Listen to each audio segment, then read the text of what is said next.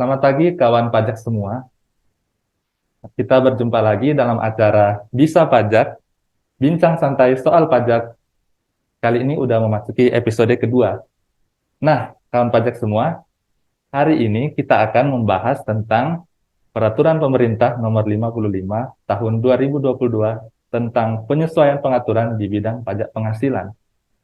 Nah, perkenalkan kita kalau istilahnya tidak dikenal tidak disayang. Jadi sebelum kita masuk ke materi kita, saya akan memperkenalkan diri beserta rekan saya. Jadi, saya Richard Tielung, penyuluh pajak di KPP Pratama Jakarta Setiabudi II. Nah, kali ini saya juga tidak sendirian. Saya bersama rekan saya, Ibu Windu Widyastuti, penyuluh pajak juga di KPP Pratama Jakarta Setiabudi II. Kita sapa narasumber kita pada pagi ini.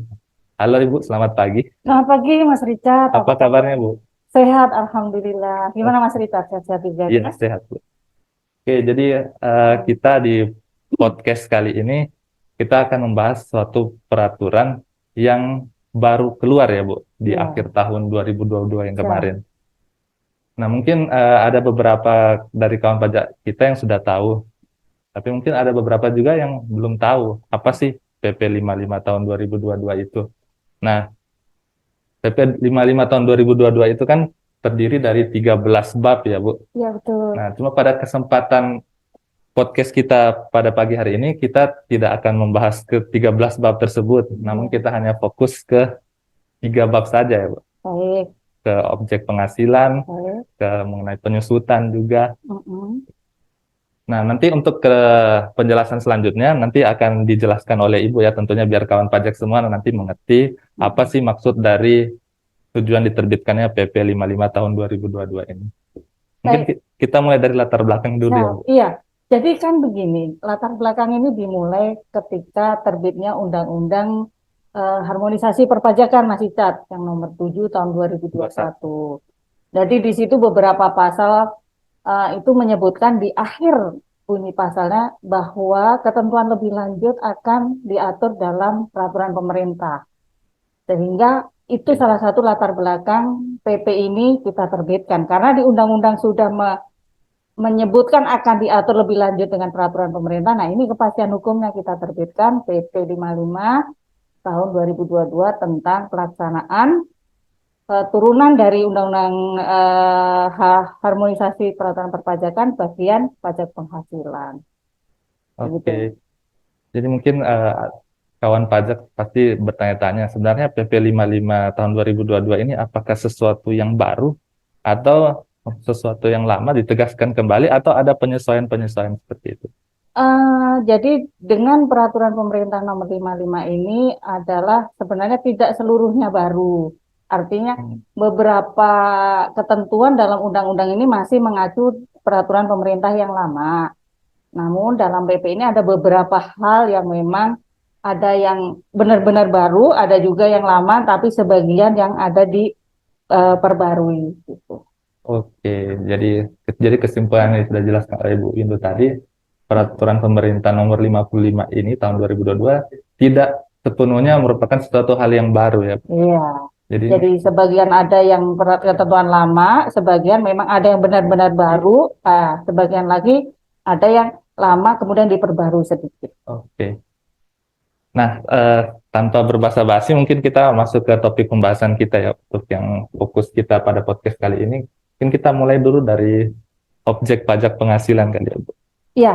Nah, kira-kira di PP 55 ini, apa sih yang ditekankan dari objek pajak penghasilan ini? Nah, untuk pajak penghasilan mengenai objek pajak, jadi PP 55 ini adanya di bab 2. Kalau nanti kawan pajak membuka PP 55-nya, dia ada di bab 2. Di situ dibicarakan apa sebenarnya yang disebut objek pajak penghasilan. Artinya ketika kita dikenakan PPh itu apanya, atas apanya. Nah, itulah yang disebut dasar atau objek pajaknya adalah penghasilan.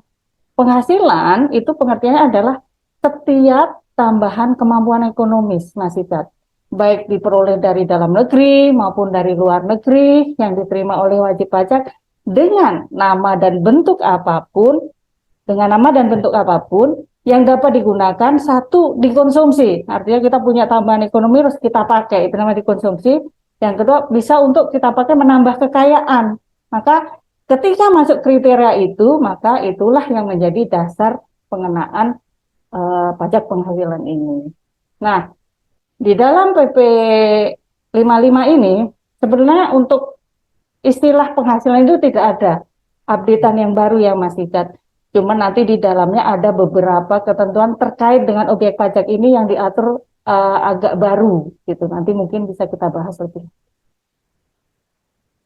Eh, nah, ini Bu ada satu, mungkin ini sesuatu yang baru atau dipertegas tentang kriteria keahlian tertentu buat WNA itu seperti apa Bu kira-kira? Jadi begini, untuk dulu ketentuan sebelum terbitnya PP 55 bahwa ketika subjek pajak luar negeri yang sudah menjadi subjek pajak dalam negeri dulu worldwide income, artinya dikenakan pajak atas penghasilannya baik dari luar negeri maupun dari sumber yang berasal dari Indonesia. Nah, di PP 55 ini ada pengaturan baru, artinya begini, subjek pajak luar negeri yang sudah menjadi subjek pajak dalam negeri itu bisa dikenakan atas penghasilan yang bersumber dari Indonesia saja, tapi tidak langsung ya, artinya dia ada syarat dan ketentuannya, yaitu apabila dia memiliki keahlian tertentu, istilahnya Mas Icat. Jadi ketika subjek pajak luar negeri itu sudah menjadi subjek pajak dalam negeri, tidak lagi dikenakan dari luar maupun dalam, artinya bisa dikenakan atas penghasilan dia dari dalam negeri saja. Nah, itu ketentuannya dia harus memiliki keahlian tertentu.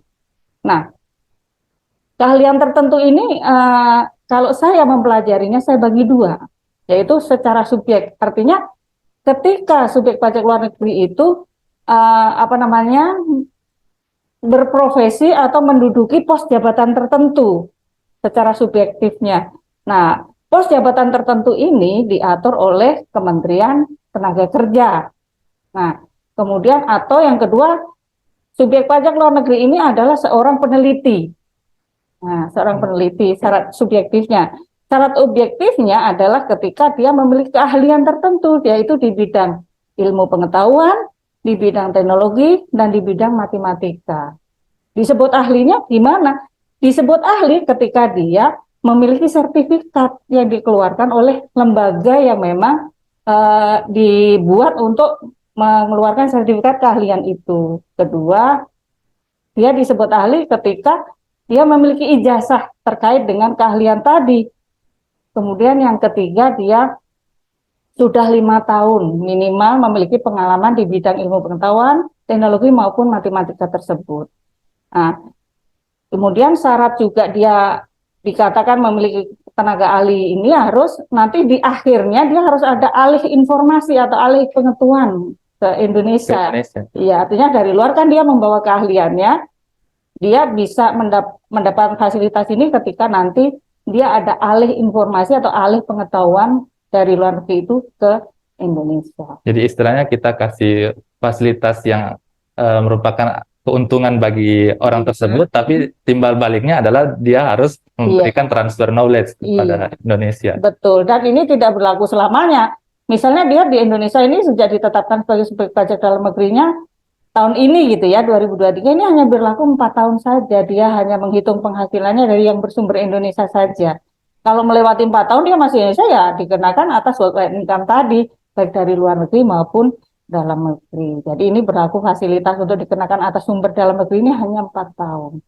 Kemudian mungkin kawan pajak bertanya, termasuknya apa saja sih ini sumber penghasilan yang dari Indonesia itu? Nah, ini sebenarnya semua yang kita bayarkan di Indonesia terkait apa yang dia berikan, jasa dia yang diberikan, termasuk juga ketika dia melakukan kegiatannya di Indonesia, memberikan jasa tenaga ahlinya di Indonesia, tapi pembayarannya dari luar negeri.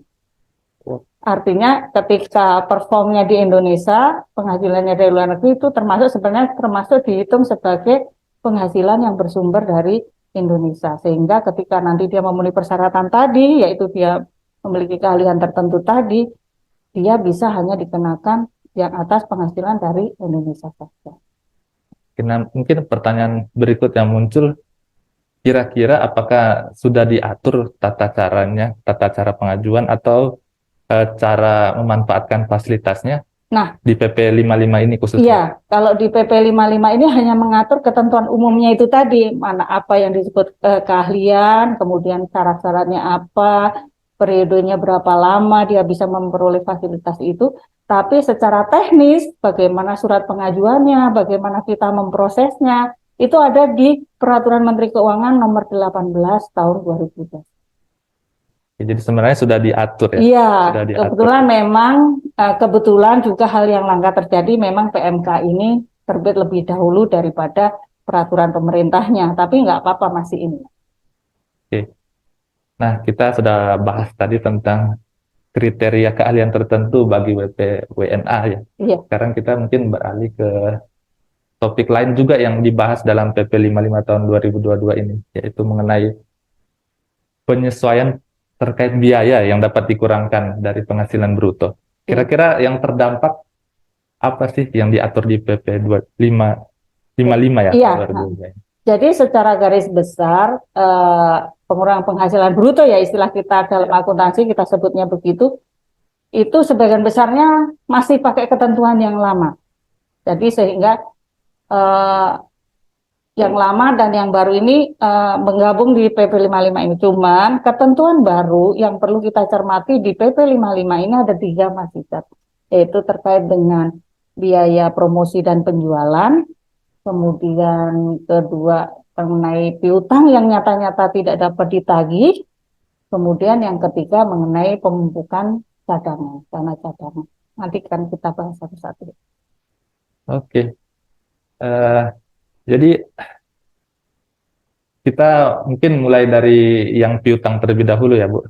Boleh? Oke, kira-kira maksudnya di perbedaan antara piutang yang diatur sebelumnya, ada perbedaan yang signifikan dengan yang diatur di PP 55 tahun 2022 ini, atau hanya seperti pengulangan kembali atau penegasan? Sebenarnya sih kalau awam ya, kalau tidak Iya, kita cermati secara detail ini sebenarnya sudah diatur seluruhnya di ketentuan yang lama. Sehingga ini itu sebenarnya tidak merupakan ketentuan yang sangat baru sekali. Artinya ketika kita memiliki piutang yang nyata-nyata tidak dapat kita tagih, kan suatu perusahaan kadang-kadang ini bagaimana ini piutang ini masih nyantol terus kan di laporan ya. keuangan. Apa perlakuan yang secara perpajakan diperkenankan untuk memperlakukan piutang saya ini yang nyata-nyata tidak dapat tagih ini. Nah, dalam ketentuan lama yang atau baru, ini sebenarnya bisa kita kurangkan dari penghasilan bruto atau istilahnya gampangnya bisa kita biayakan.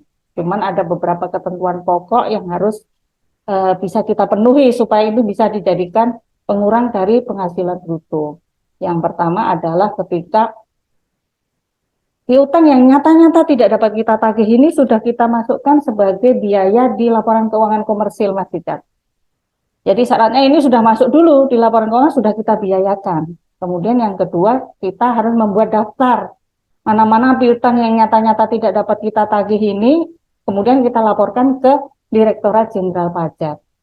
Itu sebenarnya 2 syarat pokok ya. Ini mengatur mengenai debitur besar maupun kecil. Nah, untuk debitur besar ada syarat tambahannya, yaitu salah satunya saja, tapi secara tidak kumulatif bahwa ketika dia sudah diserahkan ke pengadilan, misalnya piutangnya itu ya, kemudian kita sudah serahkan ke lembaga yang bisa menagih piutang negara, boleh salah satunya. Ini untuk khusus untuk debitur besar ya. Kalau debitur kecil ini tidak perlu. Jadi yang ketiga kita sudah umumkan nih di media massa atau media khusus, kemudian sudah ada kesepakatan antara debitur dan kreditur bahwa ini akan kita hapus loh. Kemudian dilampiri dengan pernyataan oleh debiturnya bahwa benar saya mengakui bahwa piutang saya sudah dihapus dari yang memberikan piutang. Nah, ini salah satu saja, ini khusus untuk debitur besar, kalau debitur kecil tidak perlu. Dia hanya membuat daftar untuk diberikan ke Direktorat Jenderal Pajak dan sudah dibukukan sebagai biaya di laporan keuangan komersil. Jadi untuk yang syarat tambahan tadi hanya perlu terpenuhi salah satunya ya? Iya, tidak kumulatif. Jadi misalnya kalau perusahaan sudah umumkan di media massa, berarti tidak perlu, sebenarnya kalau mau menjalankan persyaratan yang lain tidak masalah, tapi kalau hanya mengumumkan di media massa sudah cukup ya? Sudah untuk cukup syarat persyaratan tambahan, tambahannya. iya. Yang penting yang pertama sudah dibuka sebagai biaya di laporan keuangan Iya, komersil, kemudian yang kedua dia sudah bikin daftar nih beberapa piutang atau satu atau beberapa piutang yang nyata-nyata tidak dapat ditagih itu dilaporkan ke Direktorat Jenderal Pajak itu sudah cukup. Apalagi kalau debitur kecil hanya dua itu saja. Syarat tambahan tadi tidak perlu. yang penting ada lampiran yang disatukan dengan laporan keuangan ketika lapor SPT Iya, tahunan ya. bahwa dia sudah mensubmit pemberitahuan ke Direktorat Jenderal Pajak. Ya, jadi bukan sesuatu yang harus dilaporkan terpisah ya, seperti misalnya Bisa, kalau manfaatkan yang lain kan biasanya ada saluran tersendiri untuk lapornya. Kalau ini berarti bisa digabung Ya, dengan bisa pelaporan karena SPT-nya. memberitahukan bersamaan dengan SPT pun diperkenankan. Oke, mungkin kalau untuk piutang kita sudah jelas ya yang tadi Ya, penjelasannya. Jadi artinya memang ketentuannya itu tidak baru sama sekali Mas Icat. Jadi ketentuan yang lama pun sudah pernah ada. oke. Nah, sekarang nih kita masuk ke pembentukan atau pemumpukan dana cadangan. Mm-mm. Kira-kira apa yang ditekankan di PP 55 ini, Bu? Sebenarnya prinsipnya pemupukan dana cadangan itu sebenarnya tidak diperkenankan untuk dikurangkan. Kalau enggak kan semua akhirnya dia cadangkan kan masalahnya semua menjadi biaya penghasilannya nanti karena semua usaha pasti akan ada risikonya, ya kan? Pada prinsip dasarnya di pajak penghasilan ini dana cadangan itu sebenarnya tidak boleh dikurangkan sebagai pengurangan penghasilan bruto. Cuman namanya suatu ketentuan pasti ada kan ininya ya apa namanya beberapa pengecualian karena terkait dengan pada prinsipnya ini usahanya itu memang mengharuskan dia untuk adanya pemumpukan dana cadangan. Jadi ada beberapa kriteria sekitar 6 ya kalau nggak salah Mas Icat yang diperbolehkan untuk adanya di laporan keuangannya itu ada biaya cadangan, pemumpukan dana cadangan. Yang pertama adalah perbankan otomatis ya dan lembaga-lembaga yang menyalurkan pinjaman itu diperkenankan tapi sepengetahuan saya ini harus ada plafonnya. Artinya nanti di dalam perbankan itu ada PMK-nya, Peraturan Menteri Keuangan, bahwa batas untuk dana cadangan ini diatur lebih lanjut. Oke, Tapi jadi pada prinsipnya boleh, tapi ada batas-batas tertentu yang diatur nanti dengan Peraturan Menteri Keuangan. Kemudian yang kedua adalah untuk perusahaan asuransi. Jadi perusahaan asuransi ini diperkenankan untuk adanya dana cadangan ini dalam biayanya, dalam laporan keuangannya. Kemudian yang ketiga lembaga penjamin tabungan ya LPS ya, iya betul. itu dia diperbolehkan juga ada pemupukan dana cadangan ini. Ini untuk yang lembaga keuangan. Saya suka ketika mempelajari saya bagi menjadi dua. Artinya terkait dengan lembaga finansial itu adalah itu ya perbankan, asuransi, kemudian LPS. LPS. Kemudian yang ketiga lagi adalah untuk reboisasi itu kan bisa ya berjalan misalnya dia suatu hutan itu kita usahakan nanti kan ada kewajiban dari negara ada peraturannya bahwa dia harus ada penanaman kembali. Nah itu boleh perusahaan yang bergerak dalam itu boleh ada dana cadangan. Kemudian yang kelima ya untuk usaha pertambangan. Karena ketika usaha pertambangan kan kita agak melakukan pengolahan dari sumber daya alam ya, itu perlu adanya nanti reklamasi itu juga boleh melakukan dana cadangan. Kemudian yang terakhir setahu saya adalah mengenai limbah ya, mengenai limbah artinya dalam pemeliharaan nanti atau untuk penghapusannya itu boleh memupuk dana cadangan. Jadi pada prinsipnya sebenarnya yang harus kita pahami adalah pemupukan dana cadangan ini secara general tidak diperbolehkan. Tidak diperbolehkan, cuman hanya 6 usaha inilah yang diperbolehkan ada biaya cadangan. Itu Mas Ica.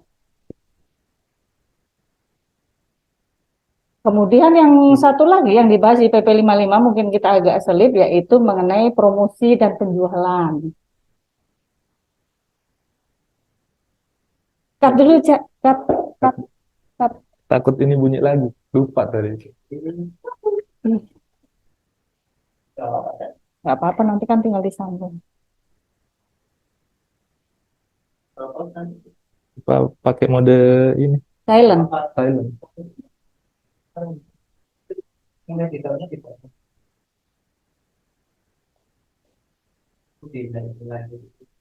Naikin. Nanti kita cek lagi aja. Ya, Sansan. Ininya yang biaya masih kurang satu deh, yang promosi Oh iya, belum. Karena tadi kamu keklik, nah yang ini oh belum. iya ya, kelewat Heeh. ya. Iya, Berarti balik ke sini dulu ya. iya. Yang cadangan sama itunya mau diulang lagi apa nggak usah? Cadangan sama piutang, langsung ke promosi aja ya. Heeh. Oke, cek lagi itu. Oh, lanjut terus. Oke, jeda 5 detik dulu biar Ya, gampang editor. ya. Oh iya, oke apa ya. Kasih apa, Pak?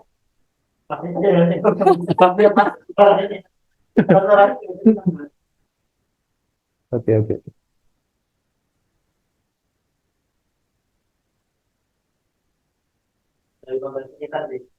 Oh iya, ini tinggal ini kok, tinggal amortisasi habisnya.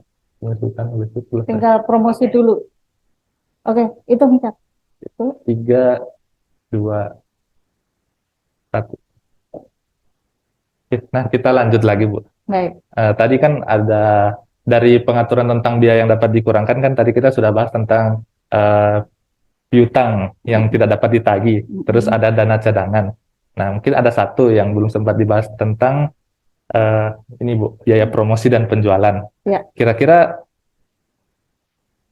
sebenarnya sama atau berbeda dengan yang sudah diatur sebelumnya? Sebenarnya secara pokoknya prinsip dari biaya promosi dan biaya penjualan ini sama dengan ketentuan tahun 2010.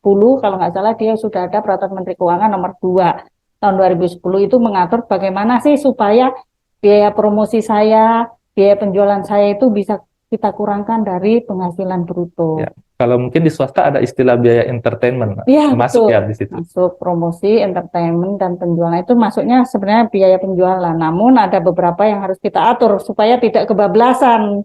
Artinya tidak Iya. semua biaya promosi dan biaya penjualan ini yang bisa langsung kita kurangkan dari penghasilan Oke. bruto. Nah, mungkin ada sebagian wajib pajak belum mengetahui.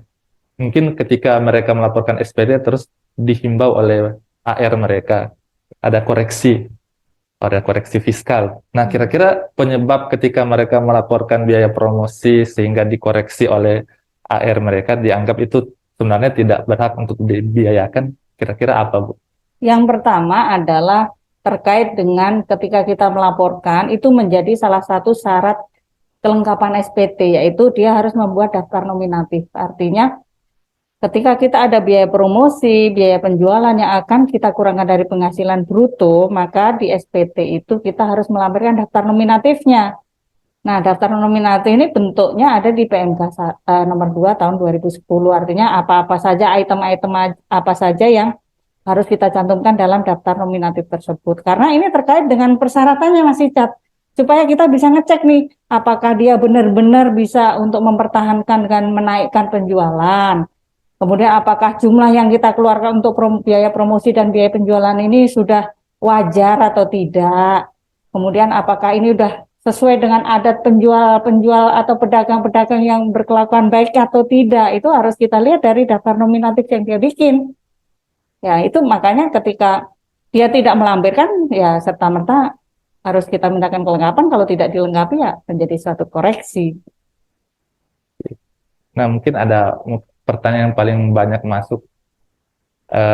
Kalau kita biasanya ditanyakan oleh wajib pajak, kira-kira misalnya kalau saya dalam rangka promosi, terus klien saya treat, itu sebenarnya apa ada kejadian yang itu sebenarnya tidak boleh dibiayakan atau ada yang bisa dibiayakan dan tidak boleh dibiayakan. Misalnya dalam treat itu termasuk juga pegawai dari perusahaannya sendiri yang mendapatkan fasilitas itu. Sebenarnya ketentuan terincinya sih ada di PMK nomor 2 tahun 2010 itu ya. Artinya sebenarnya ini masih tidak terlepas dari 3M ya. Artinya dalam menagih, mempertahankan dan memelihara penghasilan. Artinya ketika kita mengentertain klien, ada hubungan nggak dengan penghasilan yang akan kita terima? Kalau tidak, hanya ada karena hubungan istimewa atau apa ya, otomatis kembali lagi ke prinsip apa saja yang bisa kita kurangkan dari penghasilan bruto. Karena prinsip dasar yang bisa kita kurangkan dari penghasilan bruto adalah memenuhi 3M. Artinya biaya-biaya tersebut adalah terkait dengan untuk mendapatkan, memelihara, dan mempertahankan pendapatan. Kemudian Yang kedua, misalnya ini dipakai untuk direksi kita sendiri. Ya, Nah, artinya kan itu juga tidak ada hubungan dengan 3M ya. Artinya kalau kalau dengan direksi atau karyawan kita tidak ada hubungannya dengan 3M, maka ya mau nggak mau walaupun aslinya kita memang melakukan pengeluaran untuk entertainnya, termasuk tidak dalam biaya promosi dan penjualan yang bisa kita kurangkan dari penghasilan bruto. Artinya ada beberapa batasan-batasan, tapi secara general dia harus memenuhi kaidah 3M itu tadi. oke. Jadi eh, intinya kalau mau lihat detailnya, lihat lagi ke PMK-nya ya Bu, yang Iya, mengatur lebih rinci. iya PMK itu belum dicabut terkait dengan biaya promosi dan biaya penjualan yang bisa kita kurangkan dari penghasilan bruto ada di PMK nomor 2 tahun 2010. Oke, terima kasih penjelasan tentang bagian 2 ini, tentang biaya yang dapat dikurangkan. Saya rasa sudah cukup jelas bagi kawan pajak kita. Nah, mungkin kita masuk ke bagian yang terakhir nih Bu, Iya, di episode kita kali ini mengenai penyusutan dan amortisasi. Mungkin ini yang paling lazim kalau saya lihat, pernah lihat SPT yang dilaporkan itu pasti umumnya ada nih, biaya penyusutan dan amortisasi. Nah, mungkin Ibu bisa jelaskan sendiri terkait sedikit tentang penyusutan dan amortisasi ini. Mungkin ada perubahan-perubahan sedikit yang mungkin belum diketahui oleh wajib pajak terkait penyusutan amortisasi ini. jadi gini, prinsipnya penyusutan atau amortisasi itu adalah biaya yang kita keluarkan yang memiliki atas suatu aset, baik itu berwujud maupun tidak berwujud, yang memiliki masa manfaat lebih dari 1 tahun. Jadi ketika kita ada pengeluaran, kemudian masa manfaat yang kita peroleh dari kita pengeluaran itu lebih dari 1 tahun, kan nggak boleh kita biayakan dalam 1 tahun itu. Maka kita harus berdasarkan boleh pakai masa manfaat. Nah, metodenya nanti bisa dihitung dengan metode jumlah yang sama dari masa manfaat atau pakai saldo menurun ya Mas Icat gitu ya. Nah, di ketentuan baru di PP 55 ini adalah mengatur mengenai aset yang memiliki manfaat lebih dari 20 tahun. Nah, kalau di ketentuan yang lama, aset yang melebihi masa manfaat 20 tahun itu diperlakukan sebagai aset dengan masa manfaat 20 tahun. Itu prinsipnya. Nah, untuk PP 55 ini untuk aset yang diperoleh sebelum tahun 2022, karena ini kan memang Undang-Undang HPP kan berlaku untuk PPh yang tahun pajak 2022 ya. Artinya ketika aset itu kita peroleh sebelum tahun 2022 dan memiliki masa manfaat lebih dari 20 tahun, wajib pajak bisa memilih apakah pakai ketentuan yang lama artinya disesuaikan sebagai bermasa manfaat 20 tahun atau kita boleh sesuai masa manfaat realnya misalnya 25 tahun. Cuman ada syaratnya bahwa wajib pajak ketika akan memanfaatkan hal tersebut sesuai dengan masa manfaat sesungguhnya itu kita harus ada surat pemberitahuan ke Direktorat Jenderal Pajak. Oke, jadi perbedaannya di situ ya. Iya, yang sangat prinsip sekali di PP 55 ini adalah perlakuan terhadap aset yang memiliki masa manfaat, terutama bangunan ya, yang memiliki masa manfaat lebih dari 20 tahun. Oke, kalau untuk metodenya sendiri, apakah ada penambahan atau pengurangan untuk metode yang diakui oleh perpajakan, metode penyusutan? Masih sama, Masih sama yaitu untuk dengan menyusutkan sebesar bagian yang sama dari masa manfaat yang kita tentukan, artinya memakai garis lurus ya garis lurus, istilahnya, ya. atau pakai saldo Saldo. menurun.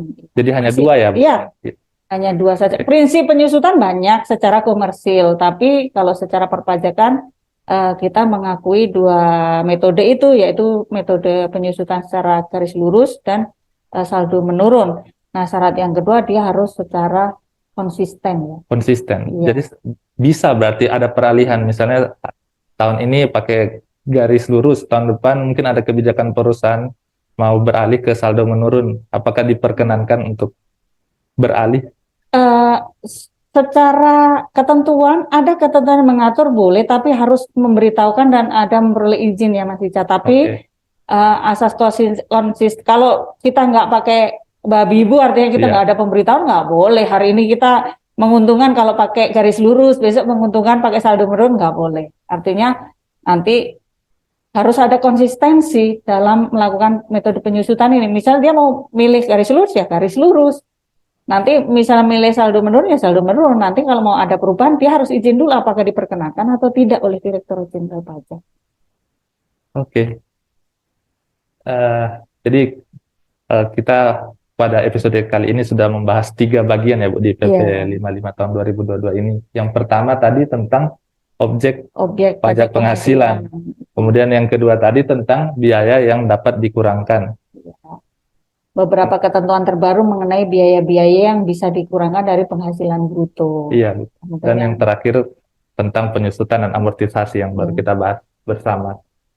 Oke, saya rasa cukup ya untuk kali ini pembahasan kita. Mudah-mudahan apa yang sudah dijelaskan oleh Bu Windu tadi boleh mencerahkan kepada kawan pajak kita semua tentang PP 55 tahun 2022 ini. Ternyata memang eh, hanya beberapa saja yang ada ketentuan barunya ya Bu. iya, Jadi sebenarnya secara umum itu merupakan rangkuman ya, kembali dirangkum kembali ya sebenarnya iya, dari beberapa PMK dijadikan satu peraturan pemerintah. pemerintah. Oke, mungkin kita cukupkan podcast kita sampai di sini. Eh, Akhir kata mungkin kita tetap dukung program pemerintah dengan kontribusi kita melalui pembayaran pajak, karena kalau pajak kuat maka apa Bu? Indonesia Indonesia maju. maju. Oke, sampai ketemu Sampai ketemu di lagi, kawan episode pajak. berikutnya.